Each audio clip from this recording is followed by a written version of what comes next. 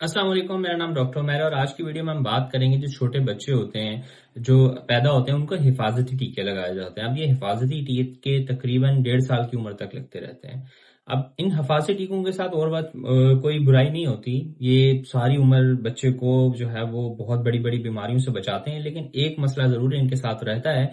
वो मसला ये होता है कि जो ये हिफाजती टीके होते हैं ये आमतौर पे लगते हैं पट्ठों के अंदर, ठीक है, यानी कि मसल्स के अंदर।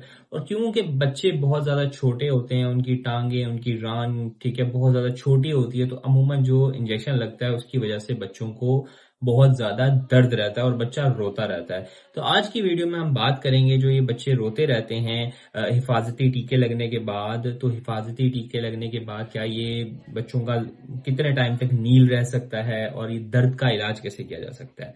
ठीक है, तो मेरा नाम है डॉक्टर उमैर। स्टार्ट करते हैं।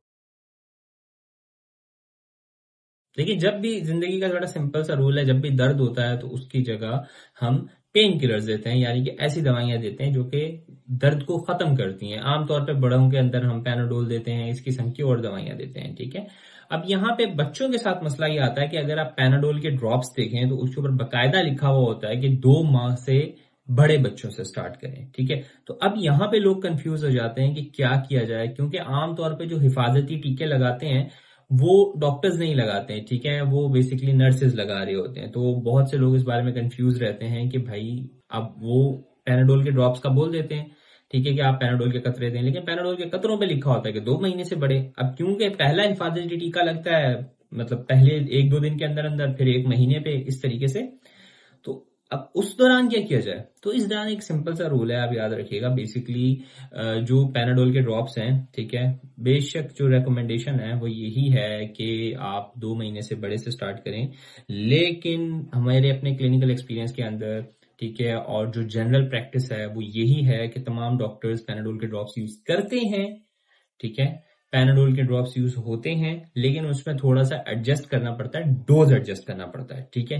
क्या डोज रखना पड़ता है वो मैं आज आपको बता देता हूं, ठीक है। अगर तो जो बच्चा है वो 1 महीने का है, ठीक है, 1 महीने से छोटा है, तो आपने जो ड्रॉपर आता है, ड्रॉपर का 1/4 ही देना है, ठीक है, 1/4 देना है, ठीक है, 1/4 दिया जाता है, ठीक है। और क्लिनिकल प्रैक्टिस में हम देते हैं, इसमें अभी तक कोई ना साइड इफेक्ट रिपोर्ट हुआ ना ऐसी कोई चीज मंजर आम पे आई है, ठीक है। तो और अगर जो बच्चा है वो 1-2 माह से बड़ा है, फिर आप देंगे आधा ड्रॉपर, ठीक है। तो ये एक सिंपल सा आप डोज एडजस्ट करते हैं, तो पैनाडोल के ड्रॉप्स आप दे रहे होते हैं।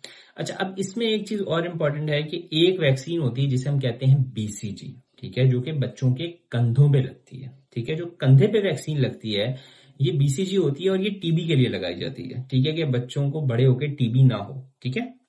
लेकिन इस वैक्सीन के साथ मसला ये होता है कि जो बीसीजी की वैक्सीन है, ये बैकग्राउंड नॉइस के लिए सॉरी, जो बीसीजी की वैक्सीन है वो बेसिकली प्रॉब्लम क्या करती है कि वो इन्फ्लेक्शन करवाती है, पहले खुद से इन्फेक्शन करवाती है, और एक अमूमन तौर पे एक दाना सा बनता है और वो फटता है। वो तकरीबन 5-6 महीने तक रह सकता है। कुछ लोगों को बहुत छोटा सा दाना रहता है, कुछ लोगों का बड़ा भी हो जाता है। अगर बड़ा हो जाता है तो वो उसमें सूजन आती है, उसमें पीप भर जाती है, ठीक है। अगर ऐसा ही कोई सूरत हाल है तो बच्चे को जो पीप भरी हुई है उसको काट के निकालना पड़ता है, ठीक है, पीप को।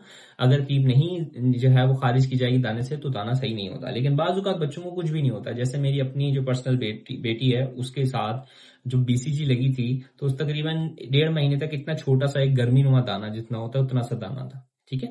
लेकिन जो इंजेक्शंस टांगों पे लगाए जाते हैं, टांगों की रान पे लगाए जाते हैं, ये इंजेक्शंस लगाए जाते हैं मसल के अंदर, यानी कि पट्ठों के अंदर। अब ये जो इंजेक्शंस होते हैं ये अमूमन बच्चों को बहुत दर्द करते हैं। बहुत दर्द से मुराद क्यों, क्योंकि इनकी जो सुई होती है काफी बड़ी होती है, बच्चा वो छोटा होता है, तो अमूमन लगाते वक्त होता क्या है कि वहां पे जो खून है वो अंदरूनी तौर पे निकलता है और नील बना लेता है, ठीक है। ये नील आमतौर पे 3 हफ्ते 4 हफ्ते तक चलता है, और क्योंकि पट्ठों में इंजेक्शन लगा हुआ होता है तो बच्चा बहुत ज्यादा रोता है, ठीक है। तो और ये दर्द वगैरह अमूमन अब बच्चे को जैसे ही रान पे हाथ भी रखेंगे तो बहुत ज्यादा रोना स्टार्ट कर देता है। तो ये वजूहात होती हैं जिसकी वजह से जो है ना बच्चे बहुत ज्यादा हिफाजती टीकों से दूर भागते हैं, और माँ बाप भी डरते हैं कि यार बच्चा जो है वो 2-2 हफ्ते तक हाथ नहीं लगाने देता।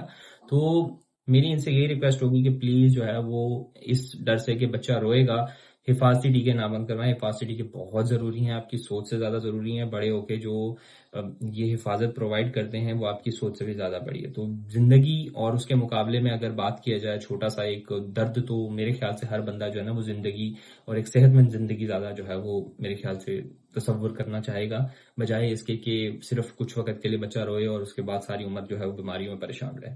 ठीक है, तो ये छोटा सा टॉपिक था। ठीक है, अगर इसी तरह के कुछ सवाल वगैरह आप भी पूछना चाहते हैं तो नीचे आपको एक फेसबुक का पेज मिल जाएगा, और एक मैंने रिसेंटली एक नई चीज स्टार्ट की है, मैंने एक ग्रुप बनाया है। ठीक है, जिसके अंदर लोग चाहें तो अपने क्वेश्चंस वगैरह डाल सकते हैं, उस पर डिस्कशन हो सकती है। मैं भी जो है वो कुछ सवाल वगैरह जो लोग पूछेंगे तो उसका आंसर करने की कोशिश करूंगा। इसके अलावा ये मेरा चैनल है, छोटा सा इंट्रोडक्शन, कि भाई ये जो चैनल है बेसिकली हेल्थ की काविश है। ठीक है, वो सवाल वो चीजें जो कि मेडिकल के रिलेटेड लोगों के जहनों में आती हैं वो मैं इस चैनल के ऊपर आंसर करता हूँ। तो अगर आपको ये वीडियो अच्छी लगी हो तो प्लीज चैनल को लाइक कीजिएगा, चैनल को सब्सक्राइब कीजिएगा, इससे मेरी बहुत ज्यादा हौसला अफजाई होती है। तो that's all, this is doctor Umair signing off. Allah Hafiz.